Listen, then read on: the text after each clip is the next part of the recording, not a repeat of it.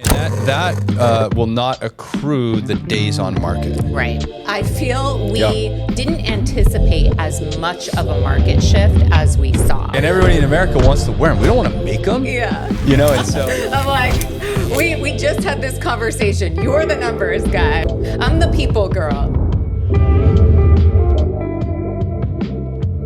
Welcome back to your favorite podcast on the planet. All things real estate, the Realty Talk podcast. Yes. To my left, I have got the queen of the closing table, Suzanne.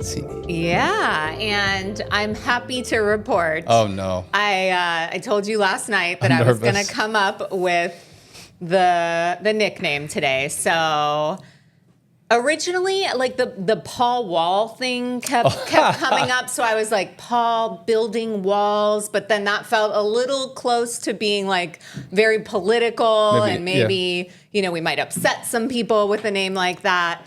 But I settled on, and this, you know, I mean, we were just talking. I'm not very descriptive, not super creative, but Paul Fix It All. Hansen. I feel that goes for so many things. So, you know, you're fixing houses. All right. You're fixing problems all day long. So, Paul Fix It All. Holy Hansen. cow. I like it. New nickname. I like it. It kind of resonates. Last night, so every night, I read my daughter's books before they go to bed. And my older daughter, is super into Peppa Pig right now. Yeah. And we read this Peppa Pig book about Daddy Pig can fix it. And it's like, the computer's broken. Daddy Pig will fix it. And my daughter now wants to read it. Yeah. But she says instead of Daddy Pig, Daddy Paul Pig sometimes. So Daddy Paul Pig can fix it. So it kind of makes sense. Perfect. It's coming full circle. I like it. We've got some sentimental pieces to it. Yeah. I love that. Okay. Cool. Okay, I done. like it. I feel so much better. This is off my plate. So I don't know if it's as good as like Queen of the Closing Table or Agent F, but I can roll with it. Yeah, I mean, you know, sorry. It's okay.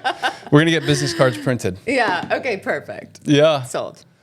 So what's new? Oh, you know, the world of real estate, there are always some new updates happening, new updates with the market, new updates with the industry. I feel like, you know, we've got a little bit of a battle going on currently between, I think we touched on this in one of our other episodes. Yeah. But not too in depth, but, you know, between some of the brokerages, bigger brokerages, and the MLSs. I was going to ask you, so there's like drama right now with, I mean, we could say, you know, but so the CEO, I think, of Compass has got some unique perspectives on what's happening with the MLS. What's your take on all that? And what is that? How is that unpacking? Yeah, so basically the MLSs have specific rules as far as marketing properties outside of when they're entered into the MLS. Yeah. So some MLSs give you coming soon access where you can put listings in there before, some don't. Like it's kind of, you're kind of at MLS mercy as far as what these rules are. And some of the other brokerages are saying, well, you know, we want to market them, whether it's within our brokerage. Like, why are you deciding when a seller can sell or when a property can be marketed? So, yeah, there's a little bit of drama between Compass has come out and said that, you know, private or exclusive doesn't necessarily mean private. So basically what they're saying is, an agent they'll have a book in any of their offices at any time that anyone can walk in and look at these off-market properties. But I think, you know, that said, like, that's just not realistic. That's not a realistic way of, you know, getting properties out there, getting listings out there. So I feel like we should double click on this quite a bit because we have, you know, listeners that are agents. We have listeners that are sellers. So the MLS, you know, essentially controls what agents can do by market. Right. So the coming soon thing, right? In our market, we can take a property and designate it or syndicate through all those sources and say that this property is going to be sold soon, and we have 21 days max. Yeah, 21 days. And that will not accrue the days on market. Right. And so I think I know the answer from my vantage point, but why do that? Like what advantages does a homeowner have to say, hey, we're going to sell this property soon? The whole world gets to see it. Yeah. What is that major advantage and what's the downside? Yeah, there's a couple advantages. I think one, even from a pricing standpoint, when you put a property out there at a certain price, you can really test the market a little bit and gauge where that property, what the turnout is going to be on that property. So if a seller does need to, sell very quickly, they have a really good idea of what that's going to look like when they actually hit the market. Most of the time for coming soon, it's the property is still being worked on. So it can't necessarily be sold, or there's something that's still being done to why it can't be sold yet. Like maybe there's a husband and wife thing happening, like a divorce situation. Like there's always a situation where, you would maybe want to market that ahead of time, still get some eyes to it, but it's not necessarily ready to hit the market. So, as far as disadvantages go, there's not a ton of disadvantages. Like there's no reason that you wouldn't want people to see your home. I guess the only thing is maybe the MLSs are trying to really control things being sold off market. Right. That's what I was going to ask. So if I'm coming soon on a property today, or I have an exclusive listing that's not coming soon that other agents can't see, does that create an unfair advantage to a certain pool of agents that can then go and consummate a transaction before the public has access to it? I mean, that's true. And I think, to a degree, there could be a disservice to the seller as well, because maybe they didn't hit the market. And that's a whole pool of buyers that didn't see their listing where they could have demanded maybe a higher price. So I think, in my opinion, I feel as long as it's done the right way and you are representing your client the right way, I understand why the MLS has these rules in place. Yeah. But I think that there's a right way to do it. And, as long as everyone does have access to it, you are going to make sure that your client has the proper eyes and that you're representing your client to the best of your ability. Yeah. And that's really what it comes down to. Yeah. So there's different areas of the single family real estate world, right? And one of the areas that I want to spend a little time talking about is the luxury space. So, and I talk to people that want to have a pocket listing. They want to have something that is not seen by the general public. And that's usually because their seller wants to keep the transaction kind of quiet, or maybe they don't believe that it's going to fetch that specific number if it hits the market. But from your vantage point, what is truly, as a seller, the advantage of giving an agent access to sell your property before it goes to the market? Yeah, I think you touched on it initially, as far as maybe someone doesn't really want open houses. Maybe they don't want photos of, their entire house on the MLS. We have had, especially in the luxury space, where people are private. They don't want their information out there. And so they'll specifically say, yes, you can sell my property. I want this number for it. Yep. But find me the buyer. If you find me the buyer, of course, I'll move. Deal. Yeah, at the right number. And so how does the MLS, how does the MLS control that? You basically consummate a transaction before it gets to market and then you bring it to market in escrow? Or what is the MLS's take on that? Yeah, then you would actually just load it into the MLS for MLS entry. But that's pretty much it. And I think, but if you look at that situation, you did what your client wanted. There was no issue. There's no issues there, right? That is what your client actually requested. And I think that that's what makes this really difficult, is that some clients do go that route. Yeah. So I think, again, there's a right way. It's not like both sides aren't wrong, It's just, what is the right way to do it? And are you taking care of your client and following their best wishes? Right. And knowing, because, a lot of times clients have their wishes, but if you as the agent know, hey, that's not really what's best for you, as long as you're advising them accordingly and representing them in the best of your ability, I think that's all we can really do. Yeah, I guess the one other like kind of loaded question there, and I think, I don't know the percentage, but what I've heard is that a vast majority of pocket listings or listings that sell before they hit the MLS are double-ended, so there's dual agency. Yeah. So there's a huge advantage for an agent to get that because they have access to something nobody else has. Right. And then, if the seller negotiates with that agent and says, hey, I'm willing to pay up to 4% to sell this property. Right. If it is a luxury property, like a $10 million or north, value, I mean, we're talking huge dollars, right? And so the MLS is probably, their perspective is, we got to give an equal opportunity to every agent to go and consummate that transaction. But if you're that agent that has that opportunity, you're like, no, I don't want anybody else to see it. Yeah. And so the CEO at Compass is kind of, his argument is that, if the seller is asking us to keep this exclusive for a period of time, that's the same thing.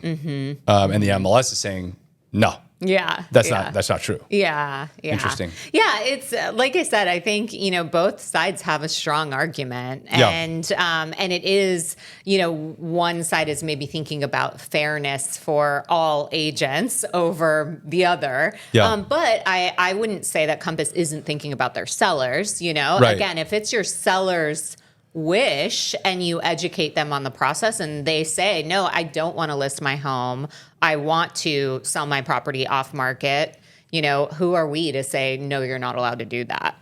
It's probably a lot of just like, I'm not trying to attack them to a certain degree, but to me, it feels like that's, somewhat opportunistic because the market as a whole, values aren't down, right? But fewer homes are being sold, and so if you are running a brokerage, and at a national level there's going to be 5 million homes sold this year, not 8, right? It creates an advantage for you to not go take those properties to market because you are going to control your ability to double, right? Or double end the deal. Yeah. So is that why they're doing it? You think, or I know that's a spicy take. It could be between even like this has been a huge press release too, so I think we're talking about it right now. We're talking about Compass. We usually don't talk about Compass, and everyone's talking about Compass. So I think, they chose a side, and I think that is really smart of them because now press is press, right? Right. And I think a lot of agents want to, as you mentioned, they are incentivized by double ending deals. And, so a lot of agents are like, ooh, wow, Compass is fighting for us, against the MLS. So I think it's a smart move for them to kind of plant the flag and put that out there. Yep. I just think, you do have to look at it from a big picture standpoint. Yep. And, what does that actually do to your sellers? Is it the right thing to do? And again, I think it's complex and it's going to be for each seller. I think that situation is very unique. That's probably the hardest part with this whole issue is that every real estate transaction is different. So every seller and buyer have different needs and desires, and every house is different. Yeah. And every house in each micro market is different. So, if you were to tell me, Orlando, Florida, like I've got an exclusive listing, it's like, okay. I mean, there's a year of inventory there. Yeah. Like that's probably not going to provide any real value. If you were to say, Solana Beach in San Diego County, which is by definition, I think the smallest amount of inventory nationally, that would drive a lot of value. So, it's kind of it's a difficult issue for the MLS to really control, I would think. Right. Yeah. Right. Yeah. It's, we'll see. We'll see what happens. Maybe nothing happens. I think, some of the larger like tech company, like Zillow, for example, has said, we're following MLS rules. Like we're not, and usually I think in the past, Zillow has kind of pushed back a bit and been known for that. But they're like, we want they've always kind of been like, we want what's fair for all buyers and sellers. And I think, I think that there's a right way to do it. Yeah. And I think Compass is close to maybe doing it the right way. I mean, they are saying all agents have access to this. It's just, come on, like, it's not walk into their office. It's not realistic. Like, it needs to be published elsewhere. Yeah. So, yeah. So if you're okay, I want to kind of change gears of here. Course, I have some questions for you. Uh-oh, I'm scared. Prepared some questions. So, okay. For our listeners, if you haven't listened, in other episodes, Suzanne is the founder and CEO of Innovate Realty and a few other businesses. But Innovate Realty is a independent brokerage in Southern California, launched, I guess, 2 years ago. Yeah. Oh, and it's May 8th. Wait a minute. Tomorrow, it'll be exactly 2 years when we got our license. So this is why I had these questions for you. So looking backwards, Q1 of 2025, the brokerage closed just shy of $100 million worth of volume. And currently sitting at about $75 or $80 million worth of listed volume in Southern California. So you're the chief there. Like, you're calling the shots. You're growing everything. You're managing it all.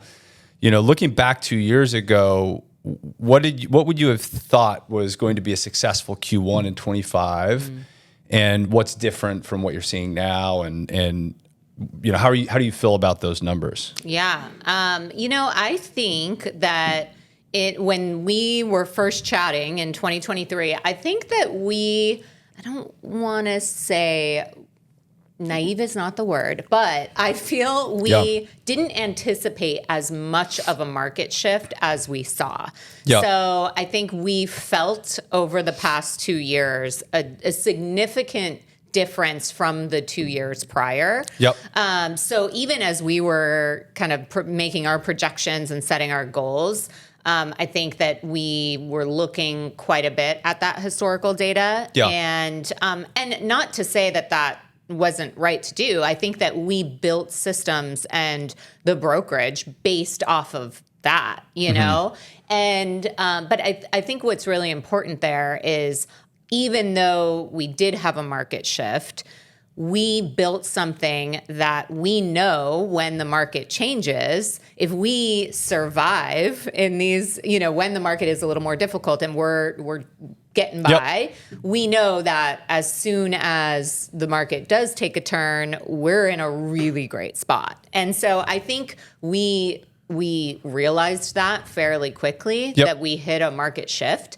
And so I think it just set us up for the market that we're ready for, and I would say for any type of market. And now here we are in 2025, actually, picking up a ton of momentum. Finally, I would say getting the brand out there a little more, which has been, it takes time, right? Yeah. Like, it's who's Innovate Realty. So we're really honing in on these local markets. That's the company that just sells a little more than Compass. Yeah, exactly. For all the listeners. Sells more than most in the area. Yeah, in the area. But, I think to I don't want to say to my detriment a little bit, but I'm a little, I'm not very braggy. I'm not. Sure. That's why I asked the question. You're too humble. Yeah, exactly. You're setting me up.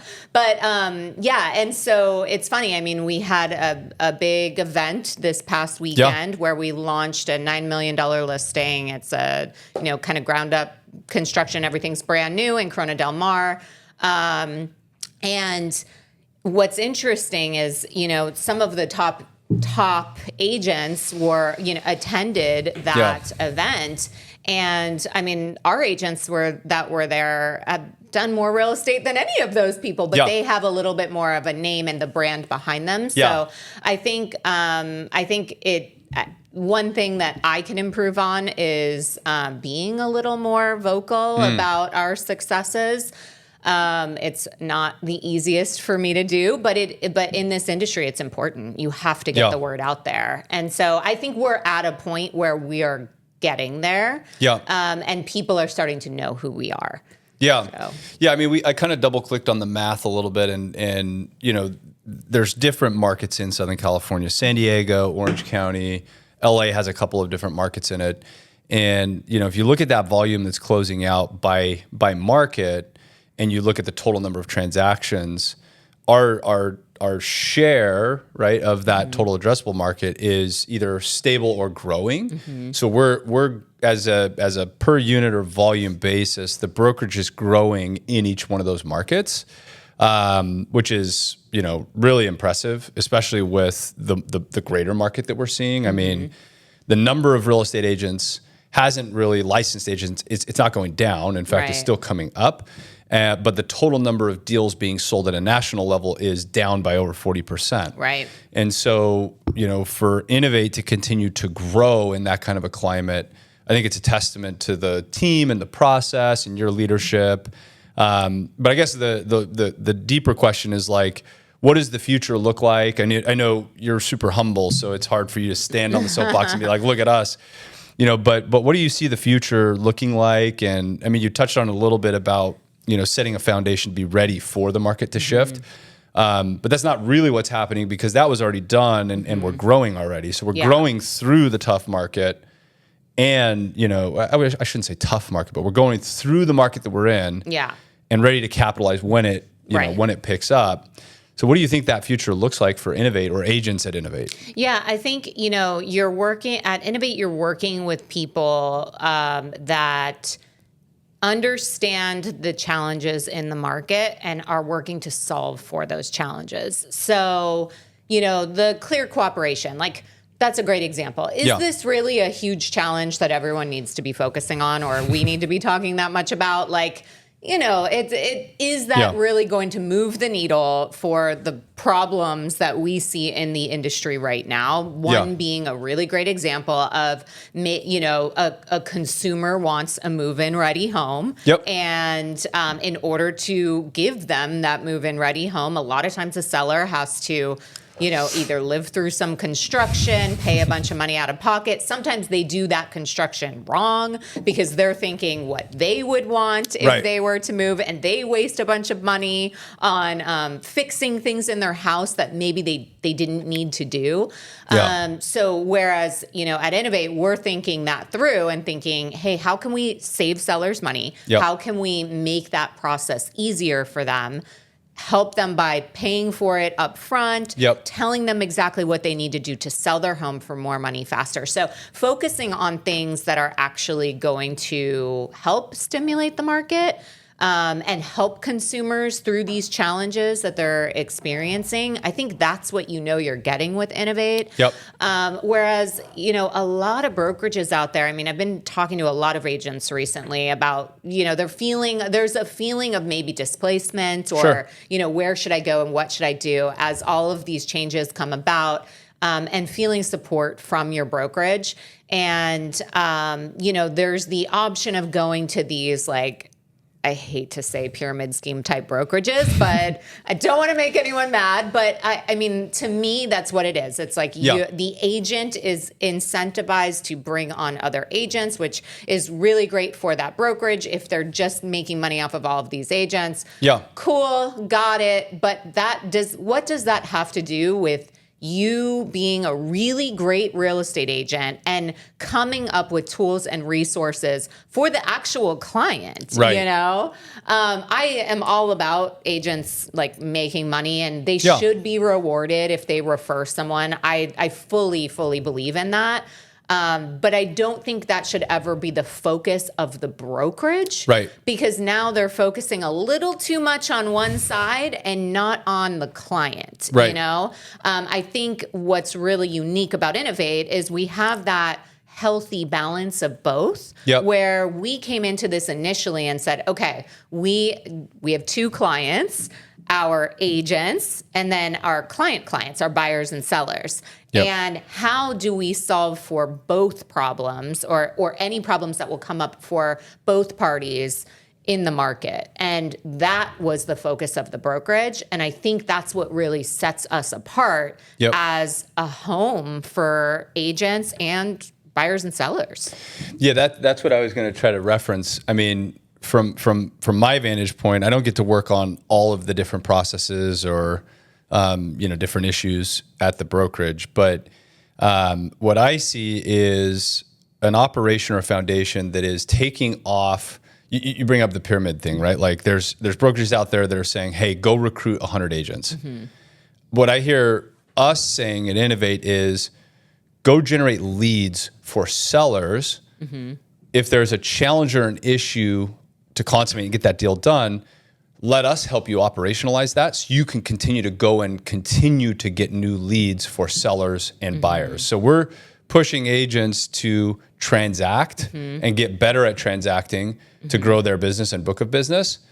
And then we're also incentivizing them if they do attract people to come in, then that's a side benefit. Exactly. But essentially we're training and developing agents to become value add to a seller or buyer, right? Not full-time recruiters. Right, exactly. But the byproduct of being a really good agent that creates value for your buyer or seller is that other agents want to work with you. Right. Because that means there's other agents out there that are not doing deals because we're growing the market share. Yeah. Right. So it's we're giving away all of our secret sauce.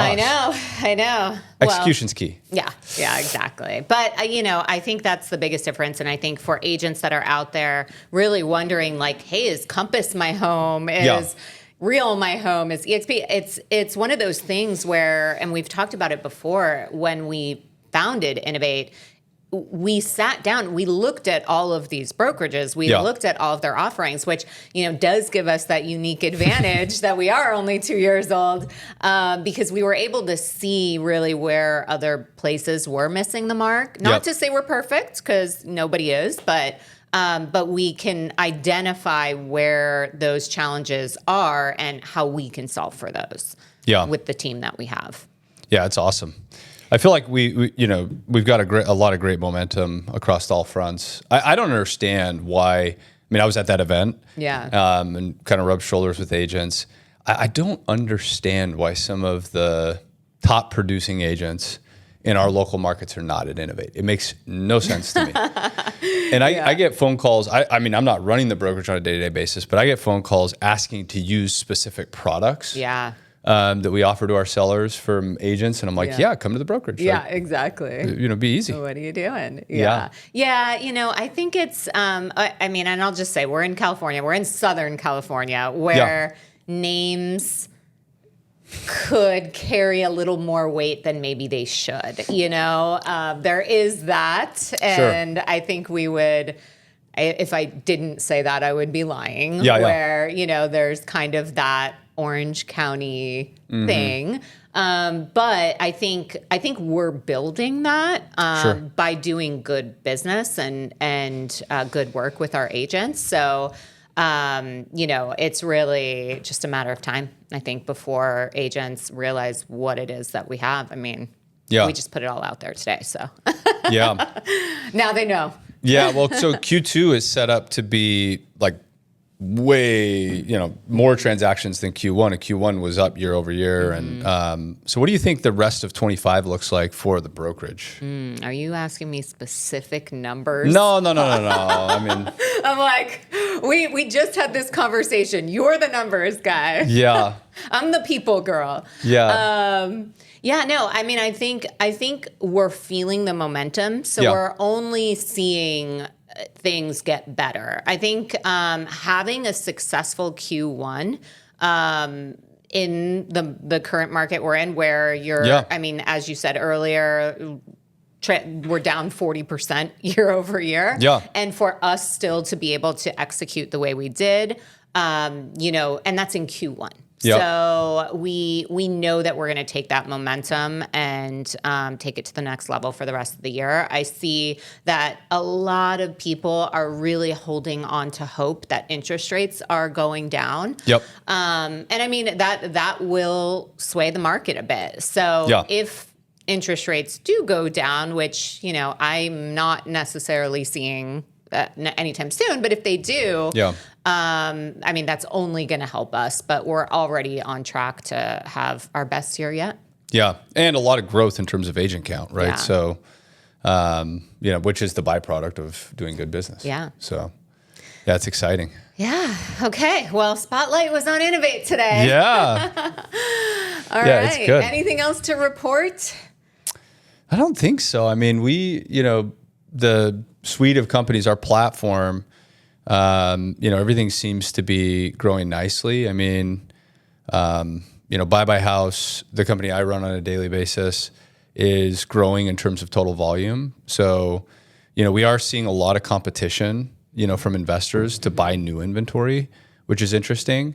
We're seeing the same thing that you've kind of reported on, taking new product to market. Mm-hmm. We're seeing a lot of cash offers on larger ticket price houses. So, LA, Orange County, $2 to $3 million properties are selling very quickly right now. Mm-hmm. And if we get 3 offers, like the last transaction we just closed, 2 were cash and 1 was a conforming loan or, right. A traditional non-conforming loan. So that's kind of an interesting data point that we're seeing. We still actually have not seen a lot of buyers that lost their house in the fires in Southern California. And I think that's a fundamental of just insurance not all the way being paid out yet. Yeah, that plus, people, when they were displaced, they had to rent something or go somewhere. So might be locked in for a little while all of that was worked out. So we expect to see some pickup there. But Buy by House has got, a lot of great momentum. I think we have 8 or 9 properties on market now to sell and like 10 or 11 in escrow to buy. And, we bought 2 yesterday and 1 tomorrow. And, so there's a lot of great inventory that we're seeing. Yeah. The biggest fear that we have right now is what's going to happen with tariffs. Right. The vast majority of appliances, lighting fixtures, finished fixtures are coming from China. Right. And, I won't say names, but you've met him. I have a friend that has a consumer-facing product business, and he orders a tremendous amount of raw material or supplies, and then manufactures here stateside. But had submitted an order for $2.5-3 million of material. It's in the ocean coming, and then the tariff hits, and it's like, well, that's now a $7 million order. Yeah. So I'm getting very worried about just finished product. Yeah. But, I go back to the, generally when this kind of stuff happens, there's also an opportunity. Right. So there was a big industrial revolution in China, and that occurred because labor rates were 1/5 of what American labor rates were. So manufacturing the actual item and getting it shipped here was, there was just a ton of room. But we're seeing that same thing happen right now with India. So India is growing rapidly, the infrastructure is, and their labor rates are 1/5 of what China is today. And so we think that a lot of our finished quality fixtures and appliances are going to start to come out of India over the next 5 years or so. And we're actively, obviously, in conversations now to ensure that if tariffs are painful and create longer lead times for product, that we have access to it. But I think, the broader perspective on that is that if you're a homeowner and you're going to sell, you may also have those same issues. Right. So if you have that old refrigerator or, old appliance package, or your lights are, they were installed in the 50s original. Yeah. You're probably going to have 2 options, which is sell to an investor that has a capacity to go and acquire some of that inventory, or, which obviously means a lower number. Right. Or invest a lot of money. Right. And probably a lot of time to go and find those things. Source them, and like what we talked about before, where it's like, are you making the right decisions? Are you, right. Yeah, we see homeowners make those mistakes all the time at the brokerage. Like they say, hey, I went and spent $50,000 sprucing this all up, and we're like, oh shoot, you shouldn't have done that. Yeah. But I think that is this is again a very selfish plug, but it's like, if you're a seller or a buyer of real estate in Southern California, I don't know why you wouldn't be in contact with an agent at Innovate, because that agent has access to product or services, I guess, right. That will make it easier and cheaper to transact. Right. And so if you're listening, and you're a seller or a buyer, please call us. But that's really the only other thing that that we're very concerned about at the moment, just making sure that we have all those things lined up. But. So does that defeat the purpose of the tariffs if they're just moving everything to India? I don't know, man. I think, I'm not a global economist. I love to read and I study a lot of this stuff. And so I want to preface and disclose, like, my opinion is my opinion. I don't know. Like, I'm not as smart as everybody else out there. But, I think, look, some of the stuff that the current administration is doing, I think long-term actually makes a ton of sense. But the way that they've announced it and the speed in which they're taking action is creating ripples in the market that is, like, pretty scary. Yeah. And like, I'd say avoidable, with the proper rollout. 100%. But to go back to what you're saying is, there's these global powers, right? Or these trade relationships. And, China has what it has. Right. I mean, and they're kind of, I don't know if we've talked about it in the podcast, but, they're aging rapidly. So, when you look at, demographics by age, the United States is actually a pretty healthy pyramid. Older people are fewer and younger generations are broader. So the population is pretty healthy. Right. Basically means that we have people to come in and continue working and taking those jobs. China is kind of like almost the opposite. It's not completely reversed, but there was a 20-year period where people were having no kids or one kid max. And so the labor rates are starting to increase. There's been a tremendous amount of investment to build that industrial, complex, essentially, like to go and be able to produce stuff. Yeah. But if nobody can work in it, then they're dying.